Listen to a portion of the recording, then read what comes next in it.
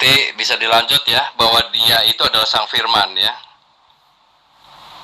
Kecuali kalau kamu mengatakan mana lagi, ya mana dia itu Sang Firman itu di mana? Nah itu berarti kamu benar-benar aklinya itu udah totally udah, ya ibaratnya baterai itu udah mesti diganti lah.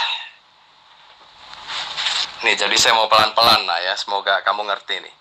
Ayat keempatnya dibilang dalam dia ada hidup. Dia itu tadi kan Sang Firman ya. Jadi dalam Sang Firman itu ada hidup. Jadi Sang Firman itu adalah Al-Hayat ya, karena ada hidup gitu loh. Dan hidup itu adalah terang manusia. Jadi Sang Firman itu sudah Al-Hayat, terus ada terang manusia, itulah An-Nur. Al-Nur ya, kalau dalam Al-Husna itu. Ya, sampai sini udah jelas. Jadi Sang Firman itu memang Allah gitu loh, karena dia itu adalah Al-Hayat dan Al-Nur. Kalian tahu lah itu ya. Terang itu bercahaya di dalam kegelapan, dan kegelapan itu tidak menguasainya. Nah ini jadi maksudnya, kalau orang itu menerima Sang Firman, atau nantinya yang nuzul menjadi manusia yang namanya Yesus, orang itu menerima terang. Nah kalau orang menerima terang itu, kegelapan tidak menguasainya. Nah kalau tidak menerima gimana? Ya kegelapan menguasainya, itu gampang ya. Nah terus sekarang ayat ke-6 nih. Datanglah seorang yang diutus Allah, namanya Yohanes. Ia datang sebagai saksi untuk memberi kesaksian tentang terang itu, supaya oleh dia, nah ini dianya ini Yohanes ya. Jadi kamu itu mesti pinter kalau baca itu. Kalau yang tadi di ayat ke-3, segala sesuatu dijadikan oleh dia, dianya itu adalah Sang Firman. Nah, makanya kalau di dalam terjemahan bahasa Indonesia ini gampang, dianya itu D-nya pakai huruf besar, berarti ini merujuk kepada Sang Firman atau Tuhan.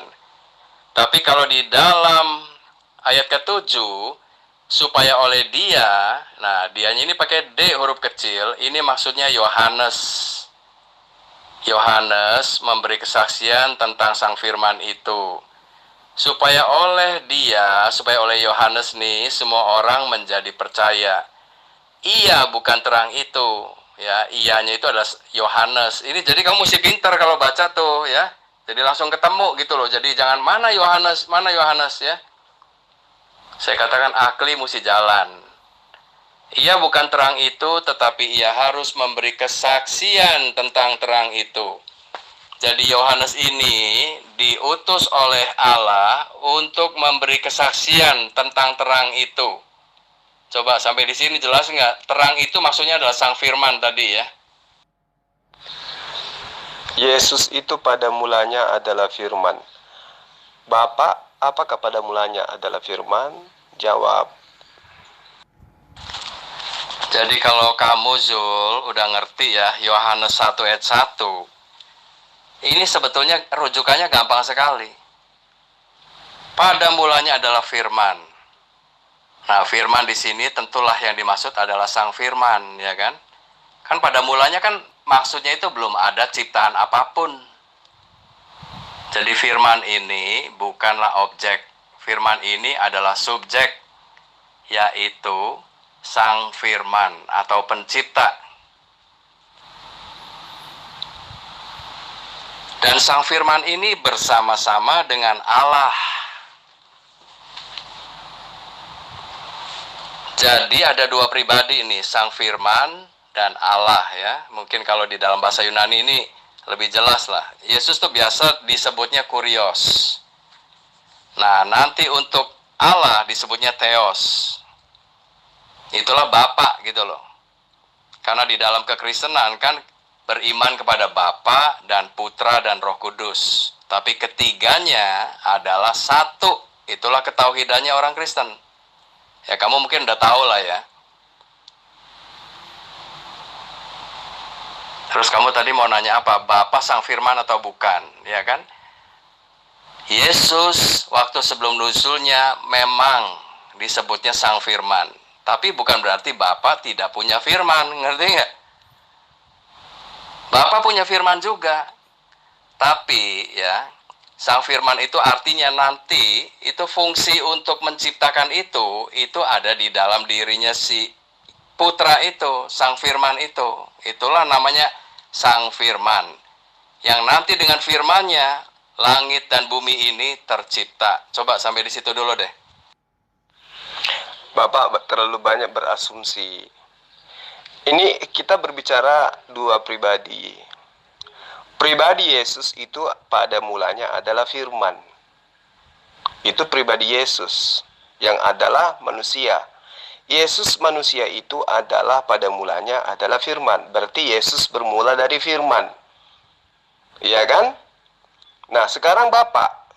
Bapak itu apakah pada mulanya adalah firman? Coba.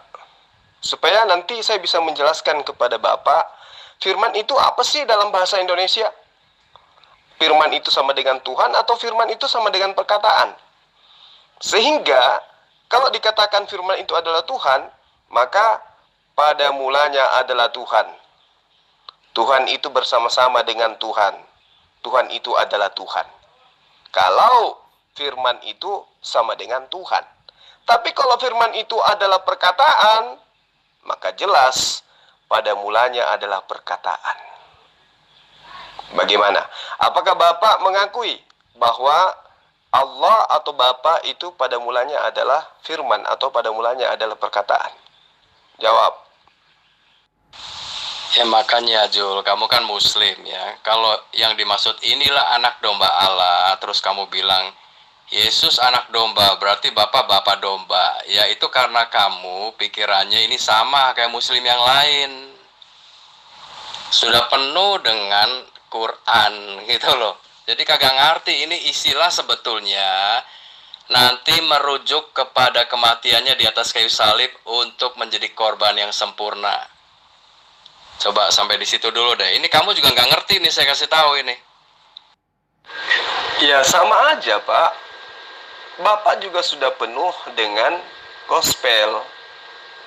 Ya kan? Gospel itu dari mana datangnya Pak? Bani Israel, Yudaism. Dari Yunani Pak gospel itu. Jadi Bapak ketika mengklaim Yesus itu anak domba, berarti itu sama halnya Bapak sudah memikirkan Yesus itu adalah kelak penebus dosa di atas tiang salib. Terus apa bedanya dengan Dewa Horus Pak? Apa bedanya dengan Krishna? Apa bedanya dengan Osiris? Apa bedanya dengan Epedon? Apa bedanya dengan Jupiter? Iya kan? Konsep-konsep itu semua pada jelas Pak. Mengajarkan ya bagaimana kemudian dewa datang dalam rupa manusia, mati dibunuh untuk kemudian menebus dosa manusia. Apa bedanya Pak? Makanya Bapak harus mikir dulu dengan baik. Ya. Berapa tahun sudah pengajaran Bani Israel itu konsepnya tidak ada, itu Tuhan datang dalam rupa manusia. Nanti setelah kemudian Yudaism dijajah oleh Kekaisaran Romawi yang menganut paham Yunani, paham pagan mitologi Yunani, barulah kemudian muncul dari tengah-tengah Bani Israel pengajaran yang seperti yang Bapak terangkan ini. Ya, Tuhan datang dalam rupa anak domba, dalam rupa manusia, kemudian disebut sebagai anak domba. Untuk apa? Tujuannya apa? Untuk dia bisa seperti Osiris, agar dia bisa seperti Wisnu, agar dia bisa seperti Poseidon, agar dia bisa seperti Neptun. Iya kan? Matinya disalib, dibunuh. Jadi ketika datang Yesus, datang Mitra, datang Osiris, datang Bakus mati untuk menebus dosa manusia, itu pengajaran konsep dari mana Bapak dapatkan? Makanya aku bilang, kalau Bapak mengatakan itu karena Pak Zul kepenuhan Al-Quran, saya pun mengatakan Bapak sudah kepenuhan ajaran Trinitas Romawi dan Yunani. Sehingga menganggap orang yang datang mengajarkan kata la ilaha illallah, Bapak imani justru mengajarkan Trinitas. Makanya saya tanya sama Bapak, apakah Bapak itu pada mulanya adalah perkataan? Layaknya Yesus pada mulanya adalah perkataan. Yesus pada mulanya adalah perkataan Tuhan. Yesus pada mulanya adalah perkataan Allah. Nah, sekarang saya tanya, apakah Bapa pada mulanya adalah perkataan Bapa? Silakan jawab. Andi, itu mau game over, mau tidak over, itu terserah kamu ya. Di sini saya tugasnya hanya menjelaskan. Tapi kalau kamu merasa bahwa di dalam kebodohan atau akli yang kurang itu kamu merasanya sudah paling pinter, ya sudah gitu loh. Ya kan kamu kan admin, mungkin kalau saya jelasin, udah itu kamu mandek. Ya mungkin kamu gengsi. Sebetulnya itu nggak usah gitu loh. Kita sedang bicara mengenai nasib kita di akhirat, Handi, dengar. Jadi jangan kamu itu game over terus saya menang. Ini kita bukan lagi main game. Saya sedang menjelaskan kebenaran yang nanti itu akan berpengaruh kepada kehidupan akhirat kamu. Ya cuma sekali lagi, semoga ngerti. Kalau nggak ngerti ya anggap aja emang udah takdirnya begitu. Saya sepakat dengan Bapak bahwa salah pilih agama di muka bumi ini kelak akibatnya akan sengsara selamanya gitu ya. Neraka jadinya, ya kan Pak? Maka dari itu kalau kita menggunakan filsafat Yunani ini sebagai, kita anggap sebagai firman Tuhan, maka pertanyaan saya kepada Bapak yang tadi, Yesus itu bermula dari firman, pada mulanya adalah firman. Nah sekarang Bapa yang adalah Allah, apakah pada mulanya juga adalah firman? Kalau Bapa pada mulanya firman, berarti Bapa memiliki permulaan. Nah kalau Yesus pada mulanya adalah firman, memang betul, karena Yesus itu punya permulaan. Artinya dia memiliki proses sehingga tercipta. Semua yang memiliki proses itu adalah ciptaan. Ini himne Plato loh. Nah sekarang saya tanya kepada Bapak, sederhana aja Pak, demi untuk keselamatan Bapak, ya, apakah Bapak yang disembah oleh Yesus itu juga bermula dari firman? Silakan. Yang kamu tahu mengenai Horus ya. Terus ada apa lagi tadi kan? Krishna dan sebagainya. Itu apa gitu loh. Coba buktikan gitu loh. Jangan cuma Yesus itu sama dengan Horus dan sebagainya. Buktinya apa gitu loh. Buktinya apa? Coba Jul, buktikan dulu deh. Baik, Pak David, ajaran Kristen itu bermula dari abad pertama, iya kan? Namun ajaran menyembah kepada Allah atau Allah atau Elohim itu bermula dari sejak Nabi Adam. Paham Pak ya? Atau jangan terlalu jauh deh. Abraham itu memperkenalkan Allah kepada kaumnya, kepada anak dan keturunannya, iya kan? Dan di situ tidak mengajarkan adanya Tuhan atau esensi pencipta menjelma menjadi makhluk. Nah, pertanyaan Bapak sangat menarik. Apa hubungannya Yesus, Mitra, Osiris, Bakus, dan seterusnya? Bapak kan tahu bahwa di samping penyembah-penyembah Tuhan yang benar, itu ada penyembah-penyembah berhala, penyembah dewa. Ketika Bani Israel dijajah oleh Romawi, kala itu Romawi menganut ajaran apa Pak? Menganut ajaran Kurs Asanta. Itu Vatikan menggambarkan Tuhan Bapa amat sangat mirip dengan Zeus, sembahan Yunani. Itu ketika mereka sedang menjajah tanah Yudea dan Galilea. Atau yang kita masih kenal sampai sekarang deh, nggak usah terlalu jauh. Brahma, Krishna, Shiva. Siapa itu? Itu adalah Trinitas. Dan mereka diakui sebagai pencipta. Oleh siapa? Oleh orang-orang India. Siapa Brahma? Brahma itu adalah Zeus dalam iman orang Yunani. Bapak. Siapa Krishna? Bapak yang datang dalam rupa anak. Lalu yang bentuk roh siapa? Shiva. Nah, apa bedanya dengan konsep yang Bapak imani saat sekarang? Jadi Krishna pada mulanya adalah Tahtitha. Kemudian dia itu adalah Brahma. Dan Brahma itu bersama-sama dengan titahnya sendiri. Sehingga terciptalah Krishna. Begitupun Osiris di Mesir. Kemudian menjelma menjadi Osiris. Kemudian datang lagi sosok kedua, ketiga, ya dewa terakhir atau dewa bungsu namanya Horus atau Horus. Kemudian Roma, Jupiter, Neptun dan Pluton. Konsep inilah kemudian ketika mereka menjajah tanah Yudea dan Galilea yang mereka tanamkan dalam paham-paham orang-orang yang sudah menganut agama Yudaism, menganut ajaran tauhid.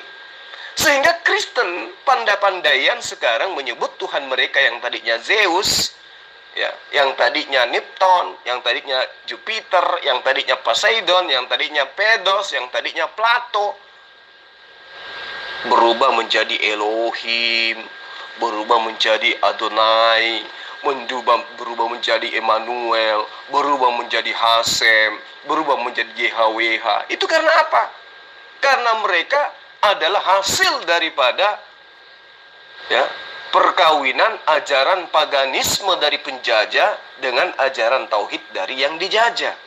Lahirlah Kristen. Apa yang bisa dibuktikan di situ? Lihat aja, Pak. Bagaimana mereka beribadah hari Minggu. Iya toh? Penyembahan Yesus ibadah hari Minggu. Penyembahan Mitra nyembah hari Minggu. Osiris nyembah hari Minggu. Bakus juga menyembah hari Minggu. Lalu kemudian salib Kristen itu meniru apa? Meniru salib Mesir yang disebut Krus Asanta. Kan jelas, Pak. Orang-orang Romawi merayakan tanggal 25 Desember jauh sebelum Kristen itu sudah dilahirkan. Iya kan?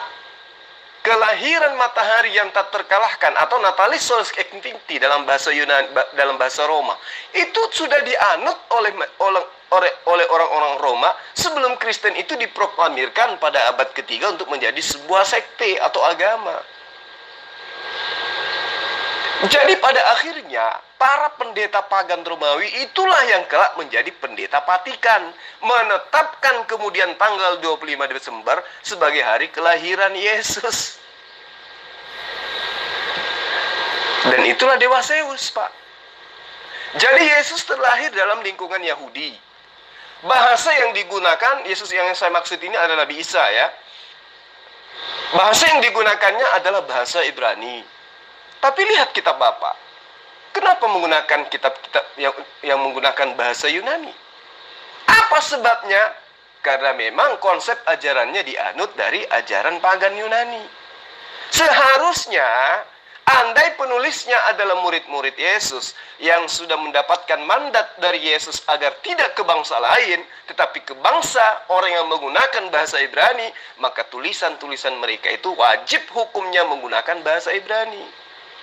Karena bahasa inilah bahasa yang digunakan oleh kaum Yahudi, kaum Yesus sendiri. Ini bukti, Pak, bahwa agama Kristen berkembang dalam budaya Yunani. Sedangkan budaya Yunani sangat dipengaruhi oleh budaya Hinduisme. Apa itu? Penyembahan terhadap Sanskerta atau Zeus dalam bahasa Yunani.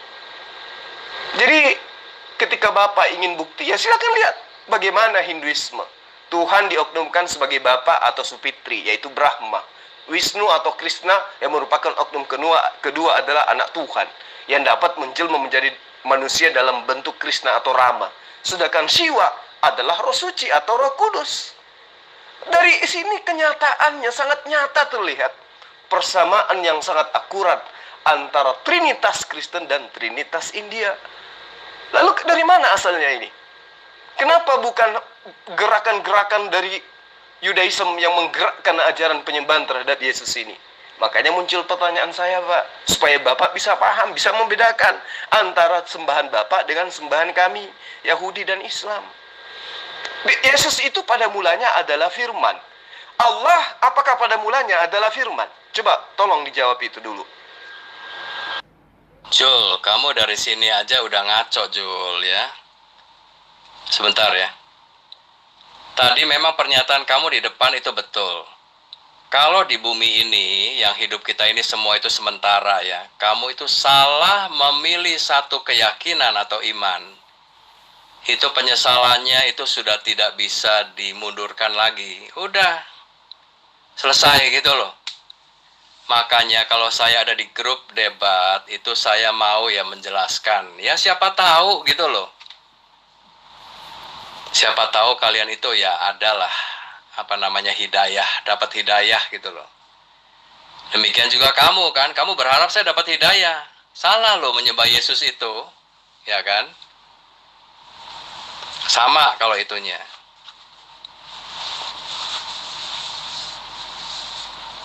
Nah, terus tadi saya tanya, yang Yunaninya itu di dalam kekristenan itu yang mana sih gitu loh? Sama yang kamu bilang Yesus itu sama dengan Horus, Krishna, dan yang lain-lain itu dari mana gitu loh? Kesimpulannya dari mana? Coba jelaskan. Pak David, tujuan kita sama. Seperti yang Pak David katakan, saya pun berharap semoga Bapak dapat hidayah. Agar Bapak bisa mengikuti ajaran Yesus atau Nabi Isa dengan sempurna. Bukan mengikuti ajaran Yunani, menyembah kepada utusan Tuhan. Di awal tadi kan saya sudah jelaskan kepada Bapak dalam bentuk pertanyaan.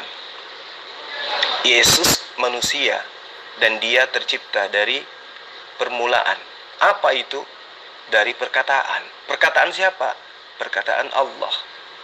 Nah, kalau Yesus itu memiliki permulaan dan dia adalah Allah dan dia adalah pribadi Bapa itu sendiri, maka muncul pertanyaan, apakah Allah itu juga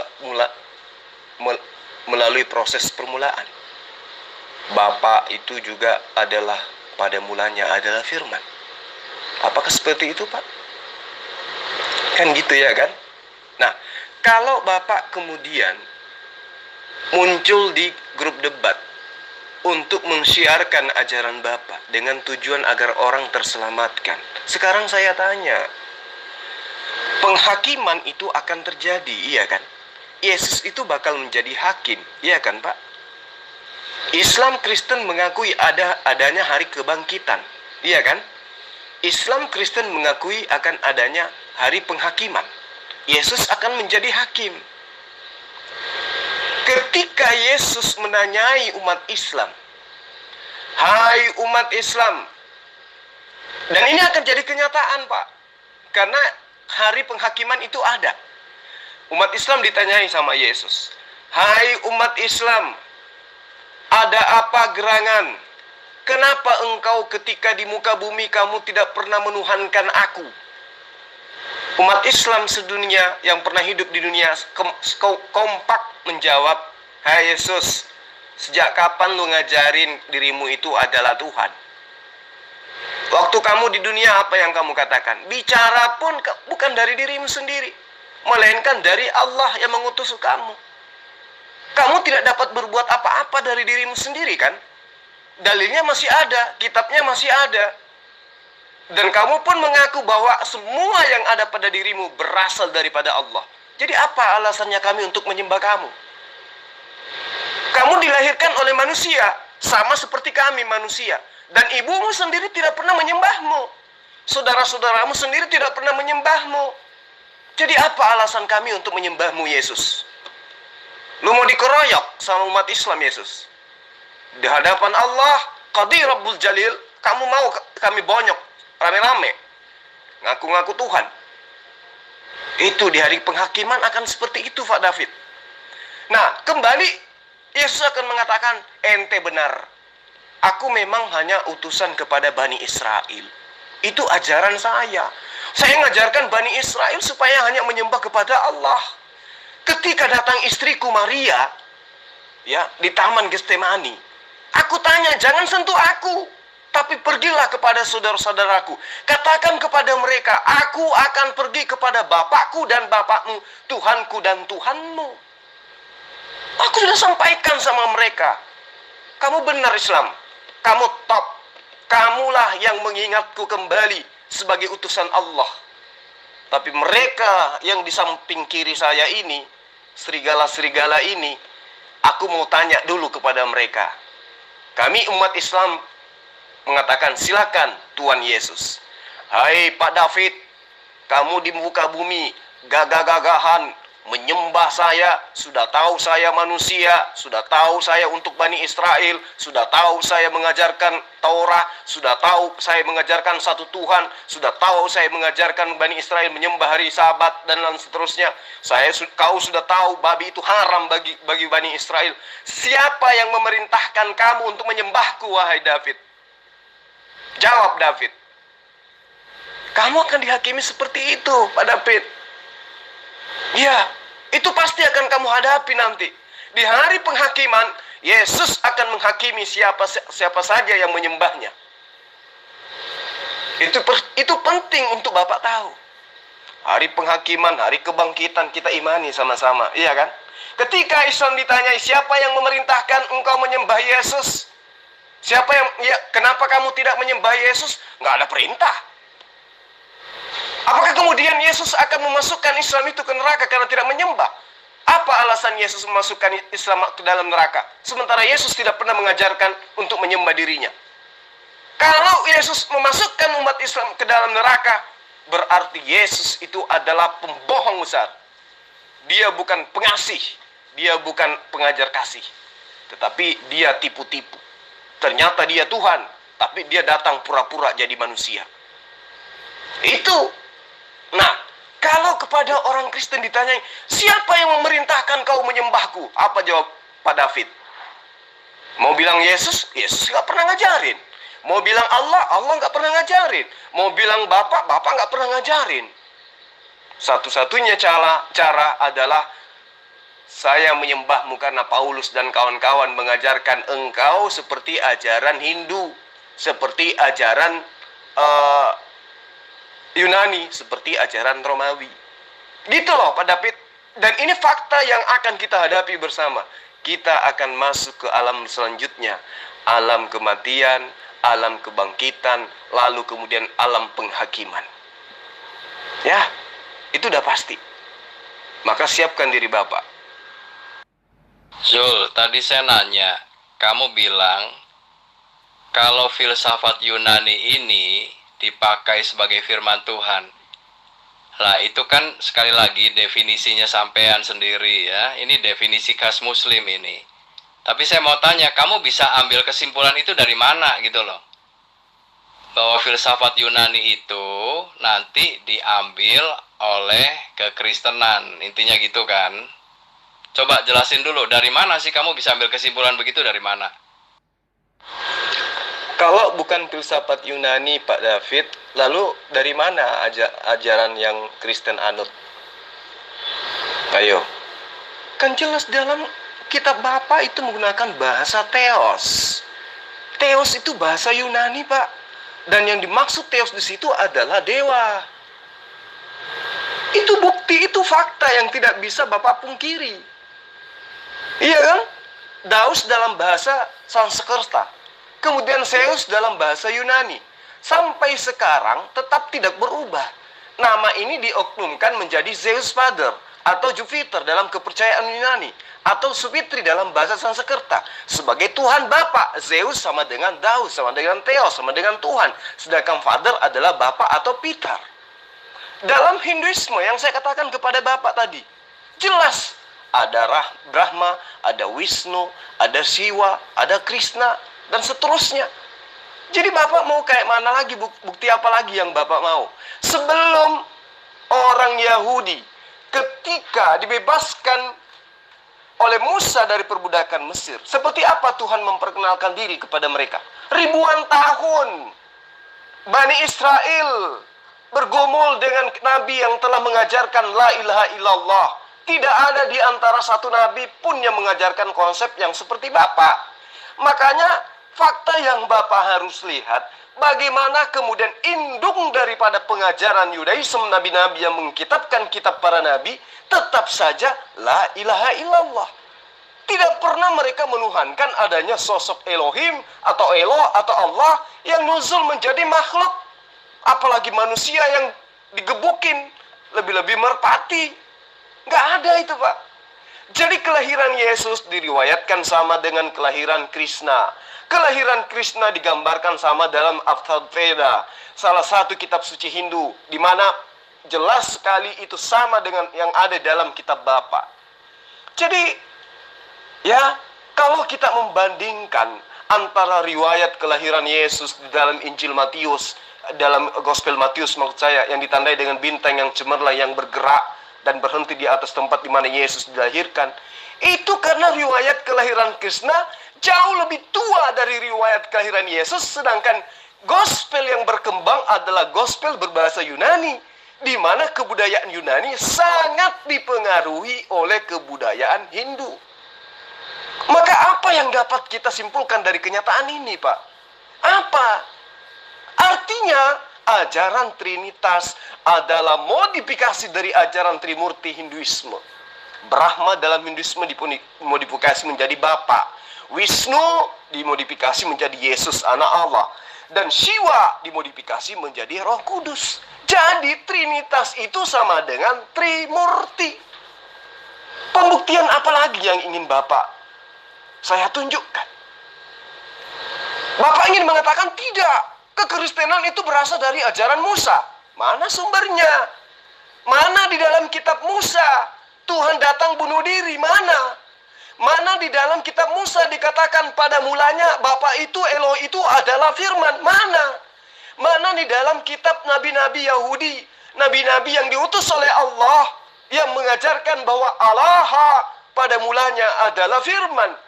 Mana? Tidak ada, Pak. Yang ada hanya ada dalam konsep filsafat Yunani. Ya, konsep Yunani. Sekali lagi saya bilang, adanya dalam konsep Yunani.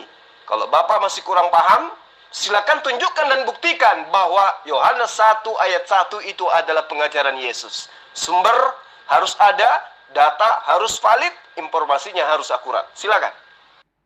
Yesus bukan dari mulanya adalah firman. Yesus adalah sang firman itu sendiri, ya.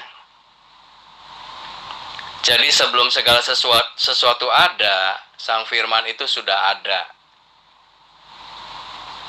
Dan sang firman itu bersama-sama dengan Allah. Jadi di dalam kekekalan itu, dua pribadi, sang firman dan Bapa atau dua pribadi ini hakikatnya sama, adalah Allah gitu loh. Terus kamu mau kemana ini arahnya ini? Ya, coba kamu nangkep dulu penjelasan saya. Sebetulnya itu udah sangat jelas di Yohanes 1 ayat 1 itu. Yang perlu saya ulangi lagi ya. Saya katakan kamu jangan kayak Handi ya. Jadi pembicaraan kita itu cepat gitu loh. Kamu nangkep ya, kalau nggak setuju ya boleh disanggah, tapi paling nggak kamu nangkep pendapat saya. Jadi gini loh, Pak. Saya bukannya mau ngajarin Bapak, tetapi sebagai orang yang belajar tentang kitab Bapak, yang mendalami kitab Bapak, saya punya kewajiban untuk memahamkan Bapak. Apa sih arti daripada firman itu? Bapak mengatakan Yesus itu bukan mulanya adalah firman. Terus, apa arti NRK en hologos? Ayo, Bapak mau sebut apa itu? Bapak mau sebut apa lagi itu? Kalau bukan adalah permulaan, pada mulanya. Artinya, pada awalnya. Start awalnya adalah firman. Siapa yang dimaksud? Yesus. Sebelum Yesus ada, dia bermula dari firman. Kalau kemudian dikatakan firman itu bersama-sama dengan Allah, betul. Itu tidak salah. Firman itu bersama-sama dengan Allah. Artinya apa? Kalamullah itu bersama-sama dengan Allah. Sifat berkata-katanya Allah itu menyatu dengan dirinya. Berbicara mengenai Yesus, jelas Yesus itu pada mulanya adalah firman. Berbicara mengenai firman, jelas itu bersatu dengan Allah ketika dia adalah kalam. Kenapa? Karena firman itu adalah kehendak. Firman itu adalah ide. Firman itu adalah gagasan. Firman itu adalah perkataan. Yesus apakah firman? Bukan. Yesus adalah makhluk ciptaan Tuhan. Bernama manusia. Berupa manusia. Yang pada mulanya adalah firman. En hologos. Bapak harus ikuti penjabaran Yohanes 1 ketika Bapak ingin tahu esensi kebenaran daripada filsafat Yunani itu adalah jelas. Itu berbicara mengenai logos. Berbicara mengenai logos berarti kita sedang berbicara mengenai penyampai perkataan. En hologos. Ini adalah istilah logos dalam arti filsafat sudah lama dipakai sebelum penggunaan di dalam kata kitab yang ada Anda imani sebagai tulisan Yohanes. Baik dalam konsep pemikiran orang-orang Yunani maupun orang Mesir, bahkan pemikir Yahudi bernama Philo pun jelas mengakui itu adalah konsep filsafat Yunani. Jadi Bapak ini harus apa ya bilangnya? Kalau Yesus itu dikatakan adalah firman, dikatakan adalah perkataan, artinya Yesus itu manusia yang berasal dari perkataan, bukan berasal dari sperma laki-laki sehingga menjadi manusia, tetapi dari perkataan, dari kehendak, dari keinginan, dari gagasan, dari ide, dari kemauan. Ya, Yesus itu dari kehendak Allah, bukan dari sperma laki-laki menjadi manusia, tetapi dari kalamullah. Makanya dikatakan Yesus itu kalimatuhu. Bapak harus banyak belajar deh. Yesus firman. Artinya Yesus berasal daripada firman. Kenapa? Karena firman itu perkataan. Yesus bukan perkataan, Pak. Yesus bukan perkataan. Yesus itu makhluk. Dia itu manusia. Buka cakrawala berpikir Bapak. Jangan sia-siakan umur Bapak. Jangan sia-siakan akal yang Bapak diberi oleh Allah. Yesus itu bukan perkataan, tetapi manusia yang tercipta dari perkataan. Makanya dikatakan en hologos.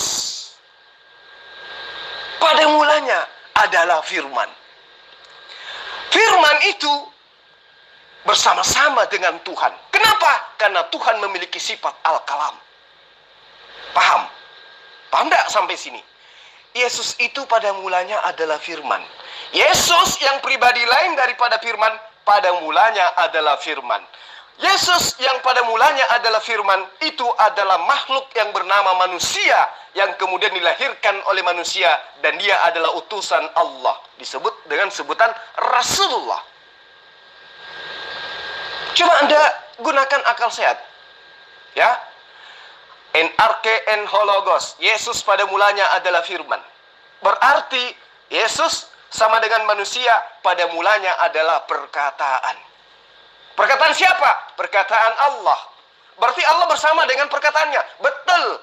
Al-kalam adalah sifat Allah. Kemampuan berkata-kata yang melekat pada diri Allah. Apakah Yesus kata-kata? Bukan. Yesus makhluk.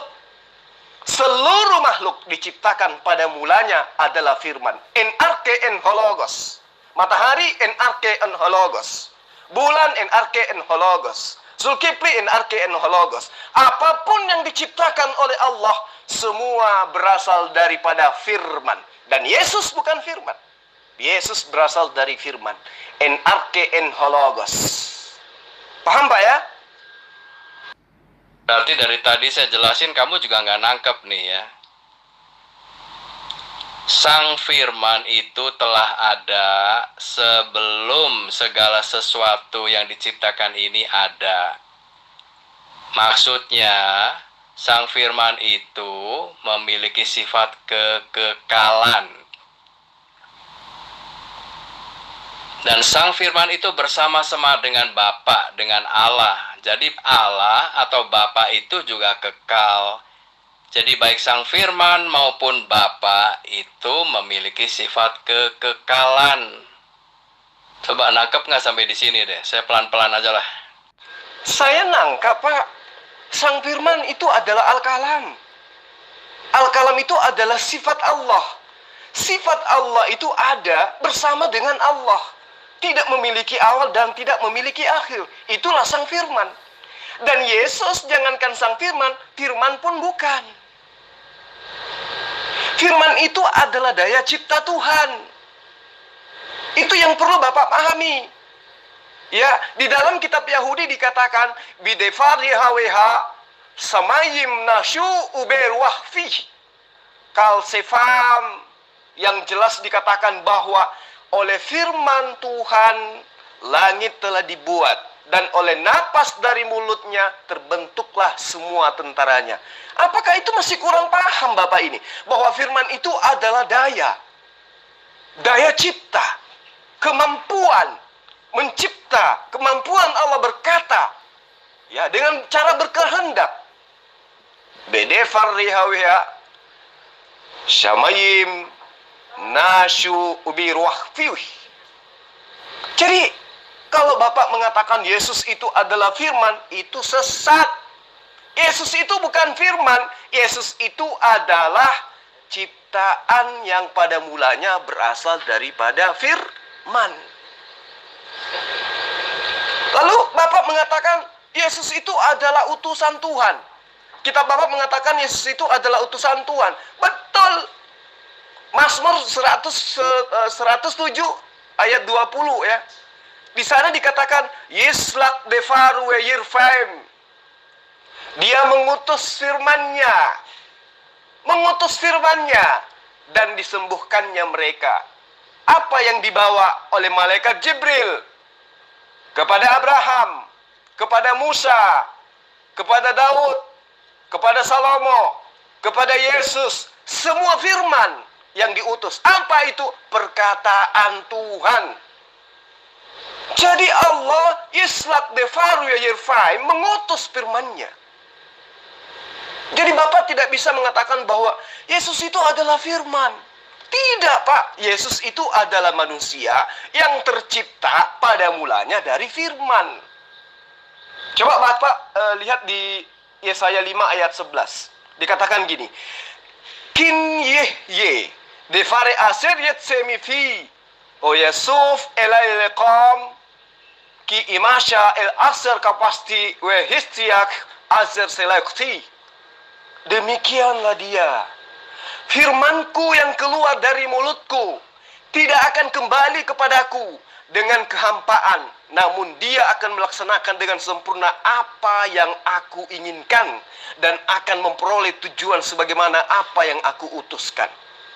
Jadi jadi Allah ketika hendak menciptakan sosok Nabi di Bani Israel tanpa ayah, Allah cukup berfirman, maka dia mengatakan ken ye defare asret simepi, ya, demikianlah dia firmanku yang keluar dari mulutku, lo yasub elai rekam ki imasha et aser kapasti we yisak aser selaktiu. Dia akan menjadi seperti apa yang aku kehendaki. Itu intinya dari ayat Yesaya 55 ayat 1:11 ini. Jadi ketika Bapak mengatakan kami menyembah Yesus itu karena Yesus itu adalah firman dan firman itu adalah Allah karena Allah itu bersama-sama dengan firman. Bapak sesat. Bapak salah. Salah dalam mengimani, salah dalam menafsirkan, salah dalam menyampaikan. Ingat Pak, sebelum Kristen lahir, konsep Yudaisme itu sudah mengajarkan ajaran ini. Bahwa firman itu adalah kalamullah, perkataan Allah, kehendak Allah, keinginan Allah, ide Allah. Yesus, apakah ide Allah? Yesus, apakah perkataan Allah? Yesus, apakah eh, apa kekuatan Allah. Bukan, Yesus itu adalah ciptaan Allah yang berasal dari firman, yang berasal dari kehendak, yang berasal dari perkataan, yang berasal dari devare. Ini yang perlu Bapak pahami supaya Bapak tidak selamanya sesat. Ya. Coba Anda lihat Yesaya 38 ayat 4.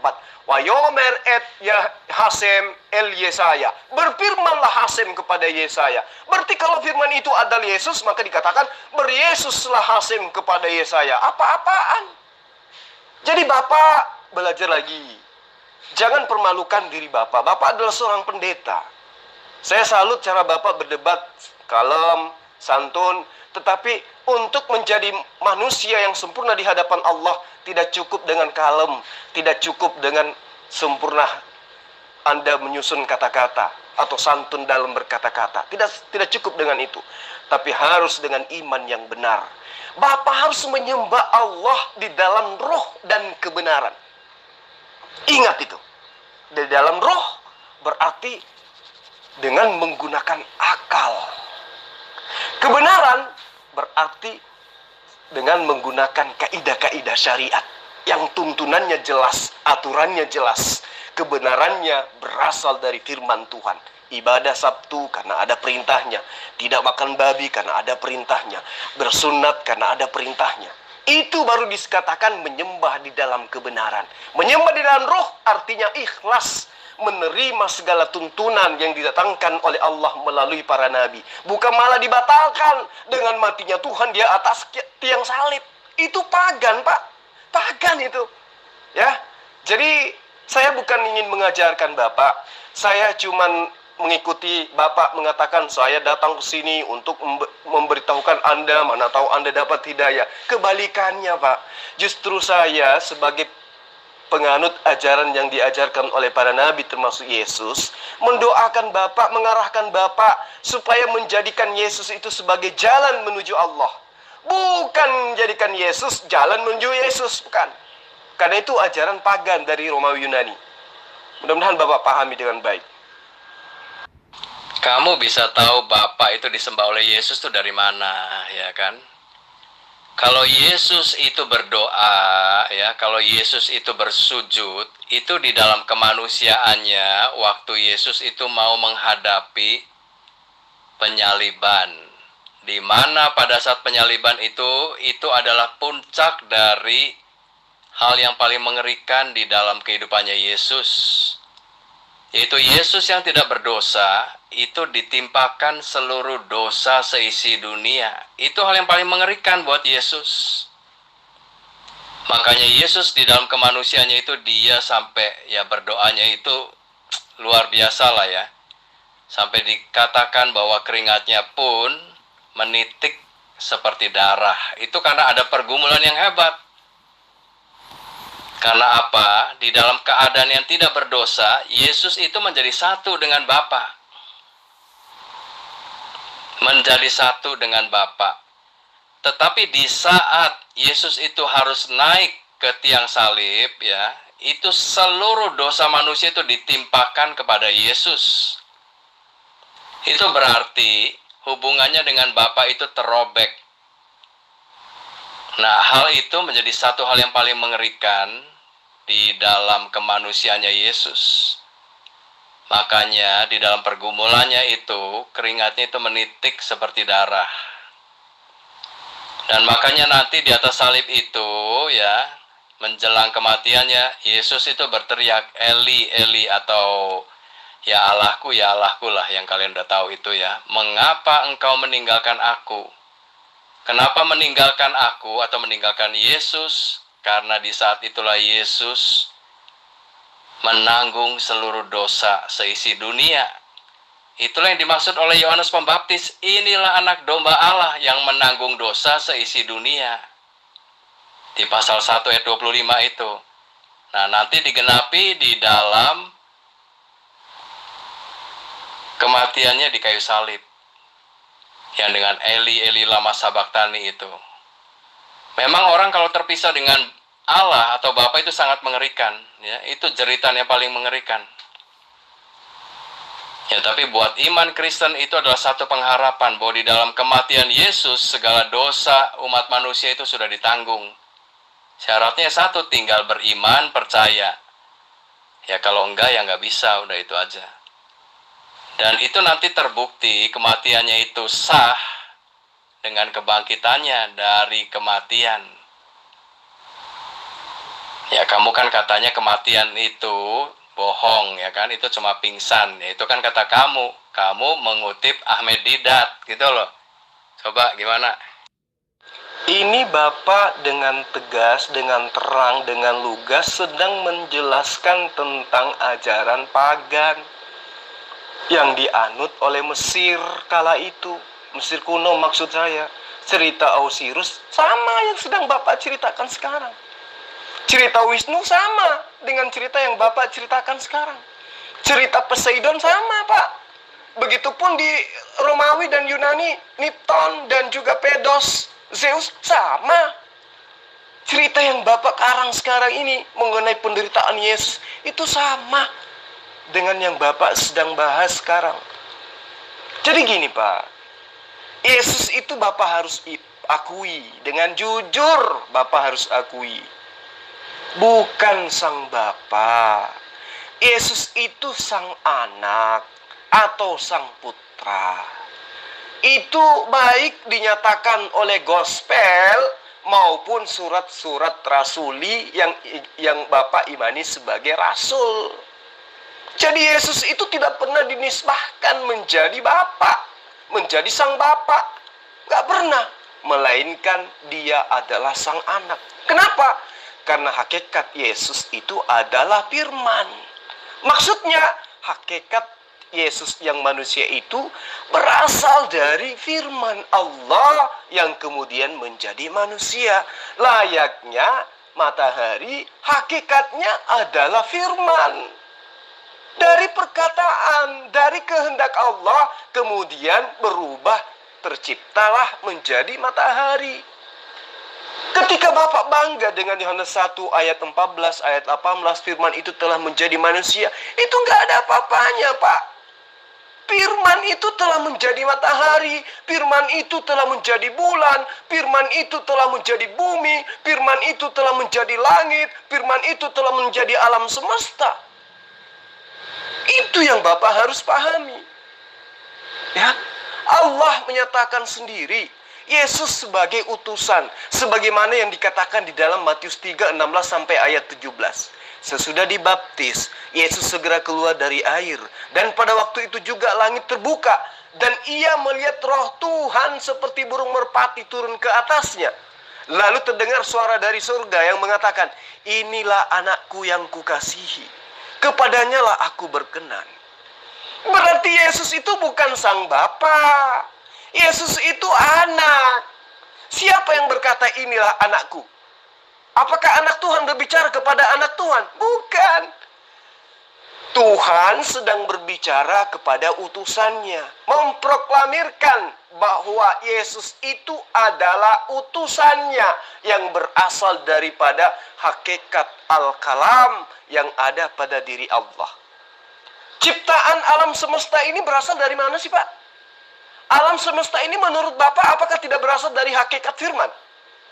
Semua berasal daripada hakikat firman Allah. Sama seperti Yesus. Maka ketika Yesus dikatakan pada mulanya adalah firman, itu karena kebetulan Yesus ingin dibahas, ingin dijadikan sebagai Zeus, sebagai Tuhan.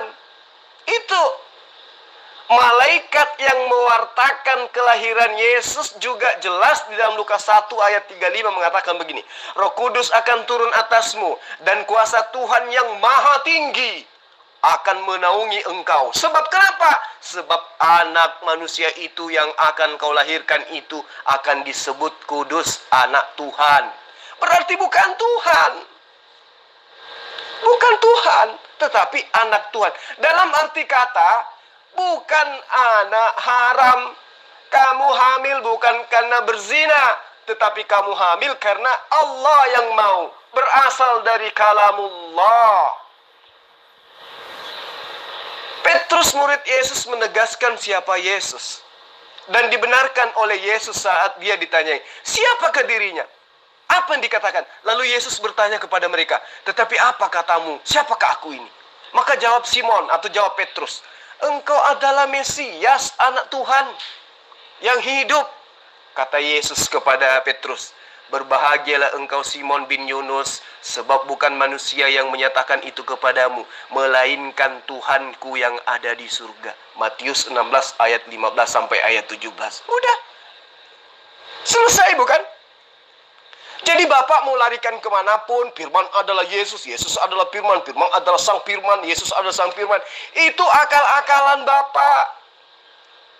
Ya, Bapak harus paham, Yesus itu disebut anak Tuhan karena dia tidak memiliki bapak jasmani, tetapi lahir ajaib sebagai seorang nabi yang kelak mengajarkan bagaimana Bani Israel yang meninggalkan hukum Torah kembali kepada hukum Torah.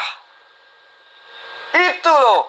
Makanya dia katakan dalam Matius 15 ayat 24, aku diutus hanya kepada domba-domba yang hilang. Kenapa ada kata hilang, Pak, di situ? Ya, kenapa dia tidak katakan aja, aku diutus kepada domba-domba ya Bani Israel? Kenapa harus ada kata hilang? Maksud kata hilang di situ adalah Bani Israel, Bani Yakub, Bani Abraham yang meninggalkan hukum yang sudah ditorehkan oleh Allah di dalam 2 loh batu. Itu yang dimaksud domba-domba yang hilang dari Bani Israel, bukan Kristen. Jadi Bapak dengan himne Plato, ya filsafat himne Platonya ingin menjadikan sembahannya Bani Israel, sembahannya Islam menjadi Yesus, itu nggak akan pernah bisa, Pak. Sudah 2000 tahun, Yudaism tetap menyembah Allah, Kristen tetap menyembah Zeus dalam nama Yesus.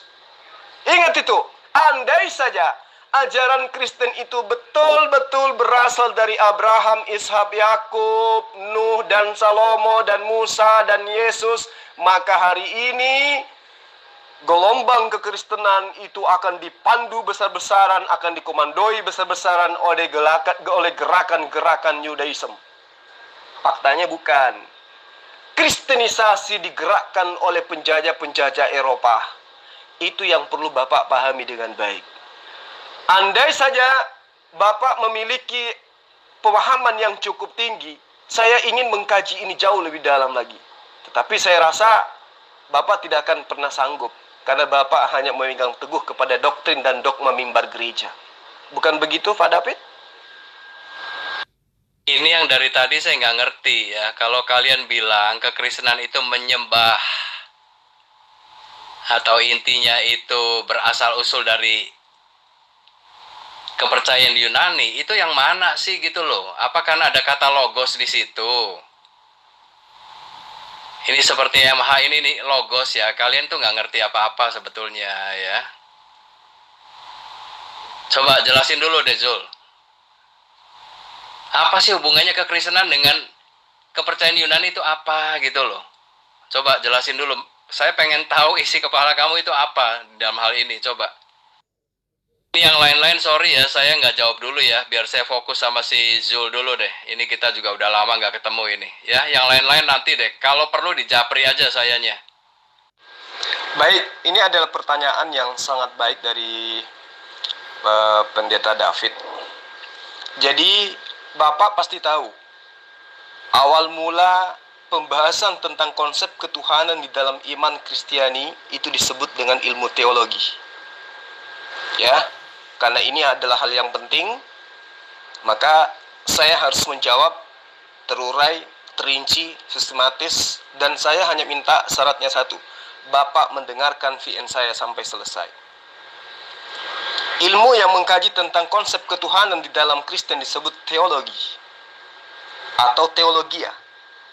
Berasal dari bahasa Yunani, Greek atau Gerika, yang juga adalah berasal dari 2 suku kata, theos yang berarti Tuhan, dan logos atau logia yang berarti pengetahuan.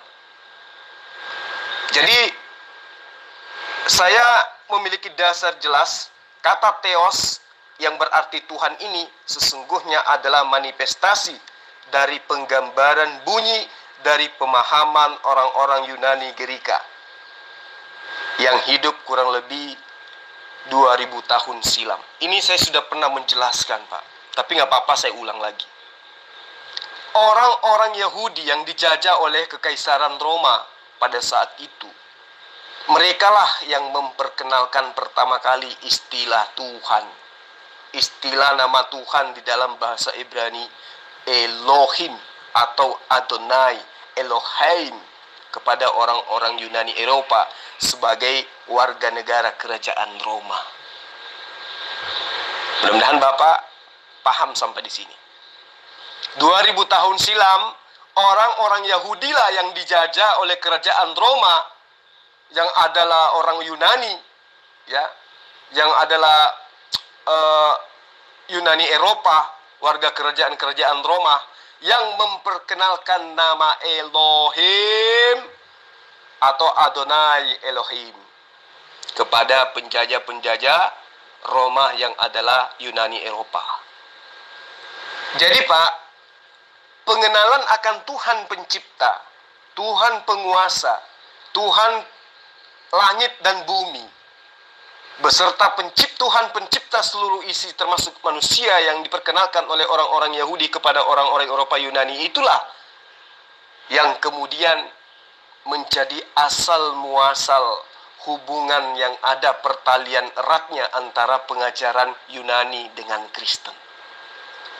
Walau menurut sejarah bahwa orang-orang Romawi atau Yunani kala itu sangat sulit menerima paham bahwa Tuhan itu satu. Kenapa Pak David?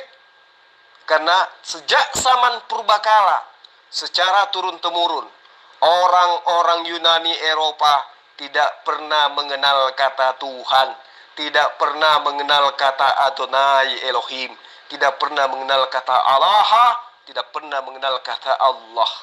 Tidak pernah ada konsep Tuhan dan penyembahan satu Tuhan di dalam kehidupan beragama orang-orang Yunani Eropa saat itu. Pahami pelan-pelan. Mereka semua orang-orang Yunani Eropa saat itu beragama Helenisme Stoa. Berulang dan berulang saya ajarkan kepada beberapa pendeta hal ini. Agama politeisme. Agama dengan banyak sembahan sebagai sembahan-sembahan mereka.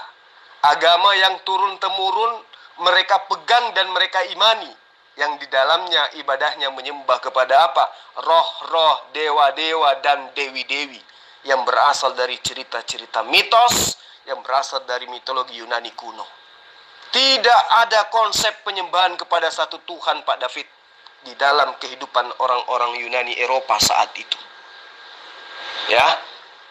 Jadi bisa dibayangkan mereka yang sudah ribuan tahun turun-temurun menyembah dewa-dewa sangat sulit ya saat diperkenalkan untuk menerima dan mengimani kepercayaan atau agama yang beriman serta beribadah hanya kepada satu Tuhan.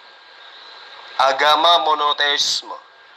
Dan monoteisme ini jelas adalah ajaran yang konsepnya, kehidupan imannya sama dengan yang diimani oleh umat Islam saat ini. Jadi ketika orang-orang Yunani Eropa mendengarkan kata tentang Tuhannya orang Yahudi atau orang Islam yang maha kuasa, maha esa, maha pencipta, maka orang-orang Yunani Eropa tadi berpikir untuk mencoba mencocok-cocokkan, menyamanyamakan, memirip-miripkan Tuhan mereka, sembahan mereka, ya, sembahan orang Yahudi tadi dengan teon-teonnya orang Yunani Eropa. Teon yang dipercaya oleh Yunani Eropa sebagai teon yang paling tinggi yang saya sebutkan kepada Bapak sebagai Zeus. Jadi jelas konsep penyembahan terhadap Zeus inilah yang kemudian disama-samakan dengan konsep ketuhanan terhadap YHWH atau Hasem.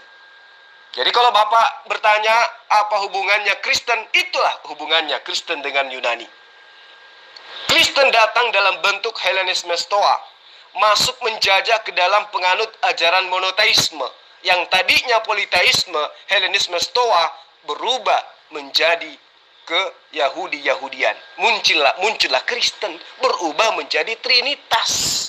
Satu di dalam tiga, tiga di dalam satu. Padahal itu tidak dianut oleh Yudaism mulai dari nenek moyang mereka. Terbukti sampai hari ini mereka tidak mau mengakui Kristen itu sebagai penjabaran daripada iman mereka. Itu Pak hubungannya. Mudah-mudahan Bapak bisa memahami dengan baik. Ya, dari permulaan aja kamu udah salah, Zul, ya. Yesus sebelum nuzulnya dia itu memiliki sifat Allah yang kekal. Kalau kekal itu artinya tidak ada permulaannya. Kalau dimaksud pada mulanya, itu maksudnya sebelum langit dan bumi, alam semesta ini ada maksudnya. Berarti kamu nggak ngerti loh. Makanya sekalian saya jelasin ya, biar ke seluruh muslim nih tahu ya, bahwa di dalam kekristenan, Yesus sebelum nuzulnya itu adalah Allah sendiri yang tidak memiliki awal. Karena dia adalah sang awal itu sendiri, gitu loh. Ngerti nggak? Yesus tidak memiliki awal. Kalau manusia memiliki ya tanggal lahirnya berapa, nah itu awalnya. Tapi Yesus tidak memiliki awal sebelum nuzulnya. Karena Yesus adalah sang awal dari segala sesuatunya. Nah nanti adalah sang akhir juga. Bapak mengatakan Yesus tidak memiliki awal. Tetapi Bapak bangga dengan Yohanes 1 ayat 1. Pada mulanya, pada awalnya. Berarti Yesus memiliki awal, Pak. Jadi gini, kita tinggalkan materi-materi yang menurut saya itu materi awam. Ya, saya ingin mencoba Bapak memahami dengan baik. Julukan profetis tersebut kepada Yesus, yaitu Sang Mesias atau Sang Firman yang Bapak katakan tadi, yang adalah tidak memiliki awal, tetapi nyata Yohanes 1 ayat 1 pada mulanya adalah awal. Ya, itu memberikan informasi sifat keilahian Mesias atau Nabi. Jadi gini, Yesus disebut Mesias atau siapapun yang dijuluki Mesias oleh Allah di dalam kitabnya para Nabi, sifat keilahian Mesias atau praada Mesias sebagai Sang Firman, bukanlah firman itu tidak diciptakan, melainkan menciptakan. Coba Bapak lihat di dalam Mazmur 33 ayat 6. Jika dia menciptakan, maka dia kekal. Jadi sifat keilahian Mesias dinyatakan pula dalam penggambaran kitab Mika 5 ayat 1. Tetapi engkau hai Bethlehem Efrat, hai yang terkecil di antara kaum-kaum Yehuda, daripadamu akan bangkit bagiku seorang yang memerintah Israel, yang permulaannya sudah ada sejak purbakala, sejak dahulu kala. Jadi coba Anda lihat, perhatikan di sini. Frasa kata permulaannya sudah sejak dahulu kala dalam bahasa Ibrani dikatakan umot sautau mikkedem. Secara literal artinya yang kehadirannya sudah sejak lampau. Jadi kalimat ini hendak memberikan petunjuk bahwa kekekalan Sang Mesias sebagai firman Tuhan yang berdiam bersama dengan Tuhan dalam frasa ini hendak mengungkapkan sifat keilahian yang ditegaskan di dalam kitab Yesaya 9 ayat 5. Artinya kalam Allah itu memang kekal bersama dengan dirinya. Sifat Allah yang adalah Sang Firman memang melekat pada dirinya. Sehingga kehendak Allah itu ada, sejak tidak ada, kehendak Allah itu ada bersama dengan adanya dirinya. Berbeda dengan Yesus. Yesus itu ada disebabkan karena adanya kehendak itu tadi. Jadi terciptanya Yesus berasal dari sifat yang sudah ada pada diri Allah. Coba Anda lihat eh, ayat yang disalahpahami oleh orang-orang Kristen termasuk Anda. Yohanes 14 ayat 7 sampai ayat 9. Apa kata Yesus? Sekiranya kamu mengenal aku, pasti kamu juga mengenal Bapakku. Sekarang ini kamu mengenal dia, dan kamu telah melihat dia. Lalu kata Filipus kepadanya, Tuhan, tunjukkanlah Bapa itu kepada kami. Itu sudah cukup bagi kami. Lalu jawab Yesus, telah sekian lama aku bersama-sama kamu, Filipus, namun engkau tidak mengenal aku. Barang siapa telah melihat aku, tentu ia telah melihat Bapa. Bagaimana engkau kemudian berkata, tunjukkanlah Bapa itu kepada kami? Pak David, mungkin Bapak senang dengan saya membahas ayat ini. Karena saya katakan ini bukan materi awam. Tapi dengarkan penjelasan saya, Pak. Ayat ini harus dipahami dengan membaca, ya, dan mempertimbangkan terlebih dahulu ayat-ayat yang telah dikutip atau yang diajarkan sebelumnya yang menyatakan bahwa Yesus adalah anak Tuhan. Paham? Ingat? Ayat ini harus dipahami dengan memahami, dengan membaca, dengan mempertimbangkan terlebih dahulu ayat-ayat yang telah dikatakan di dalam kitab Tanakh milik orang Yahudi bahwa Yesus itu adalah, bahwa adanya Mesias itu disebut sebagai anak Tuhan. Bukan Yesus tapi Mesias. Mazmur 27 misalnya, Lukas 1 ayat 35 misalnya, Matius 16 ayat 15 sampai ayat 17 misalnya, Matius 8 ayat 28 sampai ayat 29 misalnya, Matius 20 ayat 54 atau 45 kalau nggak salah. Coba Anda lihat.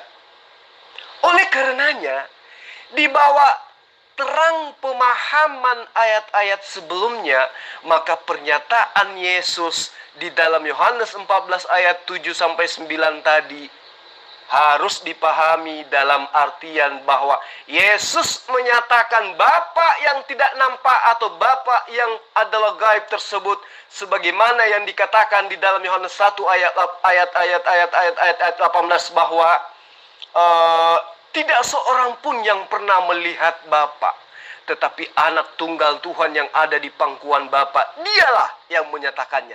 Dan Yesus menegaskan pula di dalam Yohanes 14 ayat 10, tidak percayakah engkau bahwa aku di dalam Bapa dan Bapa di dalam aku? Apa yang aku katakan kepadamu tidak aku katakan dari diriku sendiri, tetapi Bapa yang di dalam aku, dialah yang melakukan pekerjaan-pekerjaannya. Mengapa Yesus masih menggunakan kalimat aku di dalam Bapa, Bapa di dalam aku, jika dia adalah Bapa itu sendiri, Pak David? Mengapa? Dialah yang melakukan pekerjaan-pekerjaannya. Bukan Yesus, tapi Bapa yang berdiam di dalam diri Yesus. Tidak aku katakan, kata Yesus, dari diriku sendiri, tetapi Bapa yang diam di dalam aku. Dialah yang melakukan pekerjaan-pekerjaan itu. Pak David, sadarkah Bapak, mengapa Yesus masih menggunakan kalimat aku di dalam Bapa dan Bapa di dalam aku? Jika dia adalah Bapa, Pak David, maka Yesus akan mengatakan dia adalah Bapa itu sendiri. Ayo, Yesus tidak akan mungkin mengatakan aku di dalam Bapa dan Bapa di dalam aku sekiranya Yesus itu adalah Bapa itu sendiri. Nggak mungkin. Nggak mungkin, Pak David. Coba Anda lihat di dalam Yohanes 8 ayat 24. Karena itu tadi aku berkata kepadamu bahwa kamu akan mati di dalam dosamu. Sebab jikalau kamu tidak percaya bahwa akulah dia, kamu akan mati di dalam dosamu.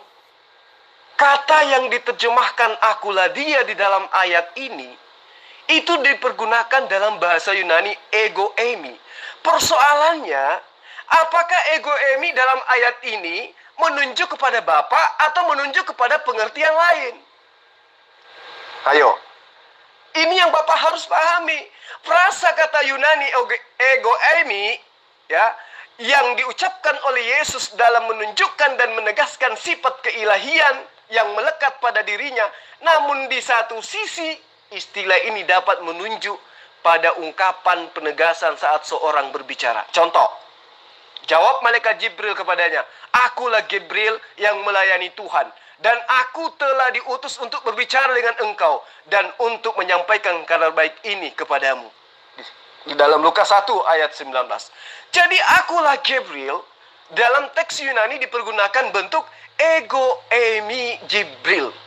Tidak ada yang istimewa dalam penggunaan kata ego eimi pada ayat tersebut. Demikian pula dalam Matius 14 ayat 27. Tetapi segera Yesus berkata kepada mereka, "Tenanglah, aku ini tenanglah, aku ini Yesus, jangan takut." Kalimat "aku ini" dalam teks Yunani dipergunakan bentuk ego eimi. Demikian pula saat Yesus menggunakan dirinya pada Paul di Damsyik sebagaimana yang dilaporkan dalam karangan Lukas, ya, Kisah Para Rasul 9:9. "Jawab Saulus, siapakah engkau, Tuhan?" Katanya, "Akulah Yesus, ya, yang kau aniaya." Kalimat "akulah Yesus" dalam ayat ini tersebut dipergunakan untuk bentuk apa? Ego eimi Yesus. Sekali lagi Pak David, tidak ada yang istimewa dengan penggunaan kalimat tersebut selain bentuk penegasan dan idiom Yunani yang khas jika membuat kesimpulan Yesus adalah Bapa berdasarkan ego eimi. Mengapa malaikat juga mengatakan ego eimi? Mengapa? Yang menggunakan akulah dia berarti Tuhan. Berarti malaikat juga Tuhan. Kalau yang mengatakan akulah dia. Karena malaikat itu juga mengatakan ego eimi. Ego eimi. Jadi